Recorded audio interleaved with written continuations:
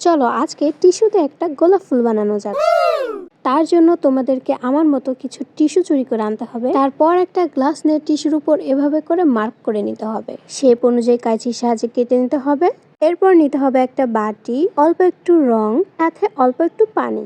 ভালোভাবে মেশাতে হবে, টিস্যুর উপর অ্যাপ্লাই করতে হবে।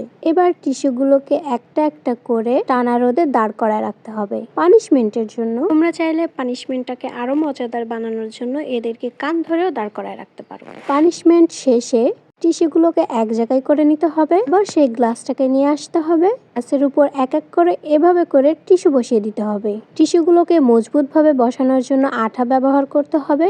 আর একটার পর একটা টিস্যু এভাবে করে বসিয়ে যেতে হবে। বসিয়ে যাও, বসিয়ে যাও, বসিয়ে যাও। তো টিস্যুগুলোকে এভাবে বসাতে বসাতে দেখা যাবে এক পর্যায়ে টিস্যুগুলো বসানোর জায়গা শেষ হয়ে যাবে। আর যখন দেখবো যে জায়গা শেষ, একটা টিস্যুতে এভাবে পেছনে সিল করে নিতে হবে। গ্লাস থেকে টিস্যুটাকে মোল্ড আউট করে নিতে হবে। আর এই যে তৈরি হয়ে গেল টিস্যুতে গোলাপ ফুল।